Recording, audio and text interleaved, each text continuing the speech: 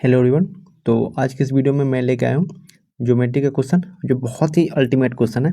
अगर आप इसको नहीं कर पाएंगे जिस मेथड से मैं बता रहा हूँ उससे, या आपके पास कोई अच्छा मेथड नहीं है इसको करने के लिए, तो आप मानिए, यकीन मानिए कि एग्जाम में इसको 5 मिनट में भी नहीं कर पाएंगे। क्वेश्चन को बहुत अच्छा क्वेश्चन है, और आप अगर करना चाहते हैं तो एक बार पहुँच कर लीजिए, फिर मैं बताता हूँ आपको।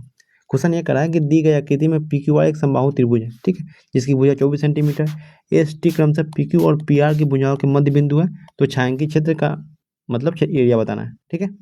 चलिए, अब थोड़ा सा इसको मैं इधर कर दिखाता हूँ। जैसे एक त्रिभुज है, ठीक है भाई। अगर ये लाइन मध्य बिंदु पर काटती है, मतलब ए और बी मैंने मान लिया कि यहाँ पर मध्य बिंदु है, तो इसका जो रेशियो होगा 1:1 में होगा। आपको थेल्स फॉर्मूला से पता है कि अगर हम इसका एरिया निकालते हैं तो यहाँ से ये 1 हो जाएगा एरिया, और टोटल एरिया 4 हो जाएगा पूरे त्रिभुज का। ऐसे मैं मान लेता हूँ कि एम एन ओ, तो टोटल एम एन ओ का जो एरिया होगा वो हो जाएगा 4, और एम ए बी का जो एरिया हो 1 हो जाएगा। तो जो नीचे वाला भाग है समलंब चतुर्भुज है, उसका एरिया हो जाएगा 3 यूनिट। यहाँ से पता है ना भाई आपको, आपने अगर थर्ड में पढ़ा है तो यहाँ पे एक एप्लीकेशन लगेगा, एक एप्लीकेशन और लगेगा। जैसे कि जो आइसोसेलेस ट्रेपेजियम होता है ना, उसकी जो रेक्टेंगल होता है उसको 2 इक्वल भाग में बांटता है।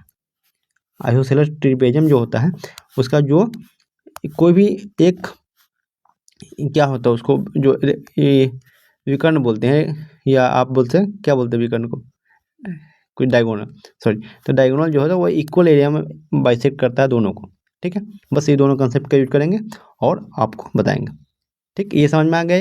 एक मैंने क्या बताया, एक मैंने बताया कि थियर्स थ्योरम, जैसे कि कोई त्रिभुज है और इसके मिड पॉइंट से कोई रेखा गुजर रही है, तो जो एरिया के रेशियो होता है बड़ा और छोटा त्रिभुज का, तो छोटा त्रिभुज का 1 होता है तो बड़ा त्रिभुज का 4 हो जाता है, ठीक है, पूरा टोटल का।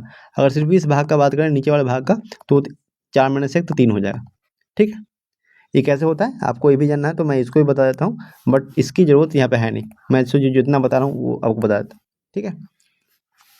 आपको ये बता देता हूँ कि जैसे ये त्रिभुज है और यहाँ पे कोई थीटा है, तो एरिया कैसे निकलता है, ये 1 है और टोटल 2 है, तो ये भी 1 हो जाएगा अगर मिड पॉइंट है ना।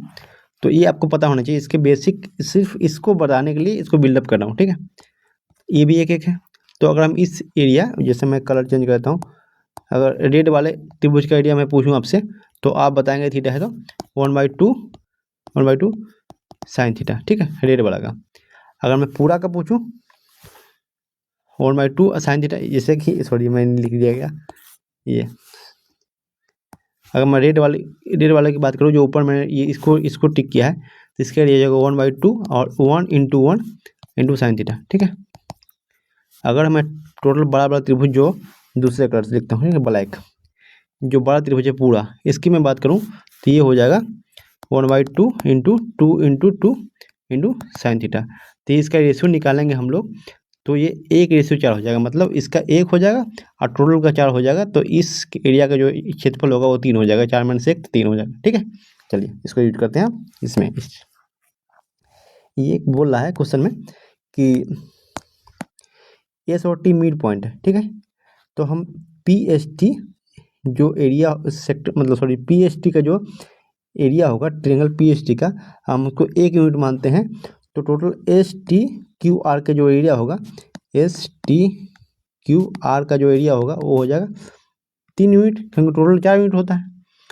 और अब मैं इसको अगर 2 से गुना कर देता हूँ, मैं अपना रेशियो सही लेने के लिए, ठीक है। आप नहीं चाहे तो नहीं भी कर सकते। मैंने इसको 2 से गुना किया तो इसको भी 2 से गुना करूँगा, 6 हो जाएगा। तो टोटल एरिया कितनी हो जाएगी, ये 2 हो गई और नीचे का 6 हो गया, तो टोटल एरिया 8 हो जाएगा। देखिए, और एस टी क्यू आर का टोटल एरिया 8 है। तो मैं आपको बताया हूँ कि जैसे आइसोसेलेस जो ट्रेपेजियम होता है उसका जो डायगोनल होता है वो बाइसेक्ट करता है, ठीक है, बाइसेक्ट करता है। तो मैं पूछूँ कि आपसे एस क्यू आर का जो एरिया होगा वो कितना हो जाएगा, 6/2, 3 हो जाएगा, ठीक है, 3 हो गया। एक और एप्लीकेशन मैं आपको पढ़ाता हूँ इधर कि इसका कैसे यूज करते हैं। मैं आपको बता दूँ ना कि ऐसे आप करोगे ना, बहुत ईजी क्वेश्चन कर लो। जैसे कि ये कोई ट्रायंगल है ना, और ये इस पे परपेंडिकुलर है। मैं आपसे पूछूं कि इसका बेस 2 है, इसका बेस 3 है, तो मैं उसको नामकरण कर देता हूँ थोड़ा सा, ए बी सी और डी। तो मैं आपसे ये पूछूं कि ट्रायंगल ए बी डी का जो एरिया है और ट्रायंगल ए डी सी का जो एरिया है उसका रेशियो क्या होगा। तो आप बोलेंगे 1/2 इंटू बेस इंटू हाइट, तो हाइट दोनों का सेम है, तो जो एरिया के रेशियो होगा वो बेस के रेशियो में बढ़ जाएगा। समझ रहे हैं ना आप जो मैं बात बताना चाह रहा हूँ। मैंने ये कहा भाई कि अगर किसी त्रिभुज की हाइट एरिया किस पर डिपेंड करती है, एरिया होती है 1/2 into base into height, height किसी दोनों के लिए सेम है, तो जो एरिया का रेशियो होगा वो बेस पर डिपेंड करेगा, है ना। तो यहाँ पे मैंने अगर बेस 2 और 3 है तो जो एरिया का रेशियो होगा 2 और 3 में होगा ना। चलिए, तो बस इसी को यूज करना है। मैंने क्या यहाँ पे यूज करूँगा कि ये मिड पॉइंट है ना, मैं इसको अलग कलर से बताता हूँ। किस कलर से बताऊँ, ग्रीन कलर से, ठीक है। देखिए ये एस और टी मिड पॉइंट है, मतलब कि एस अगर 1 यूनिट है तो क्यू आर 2 यूनिट होगी, है ना। क्योंकि टोटल अगर बात करूँ ऐसे कि टोटल हाइट जो लंबाई 2 यूनिट है, और छोटी वाली त्रिभुज की अगर भुजा 1 यूनिट है तो बड़ी वाले का 2 यूनिट, छोटी वाले का 1 यूनिट है तो इसका बड़ी वाली 2 यूनिट हो जाएगा, ठीक है। और ऐसे ही सिर्फ हम इस ट्रायंगल को लगाएंगे, इसमें ऐसे लगा दिया, ऐसे लगा दिया, ठीक है। तो ये जो होगा कि अगर हम इस त्रिभुज को जो मैं पेंट कर रहा हूँ उसको देखना है ना, इस त्रिभुज को नीचे वाला त्रिभुज के समरूप कर दें, क्योंकि एंगल तीनों बराबर है। तो जो ई इसका लेंथ होगा, अब मान लो मैंने इसका लेंथ 1 यूनिट माना, तो इसका लेंथ जो होगा वो 2 यूनिट होगा। अब वही सिर्फ मैं यहाँ पर लगा दूंगा कंसेप्ट कि अगर इसका 1 यूनिट है लेंथ एस और ओ का, मैंने ओ मान लिया, ठीक है। तो ओ और आर का लेंथ हो जाएगा 2 यूनिट, क्योंकि दोनों सिमिलर है और दोनों का बेस जो है एक, मतलब जो एक साइड जो है 1:2 में है, दूसरा साइड भी 1:2 में होगा। तो एस ओ जो होगा 1 यूनिट हो गया और ओ आर जो 2 यूनिट हो गया।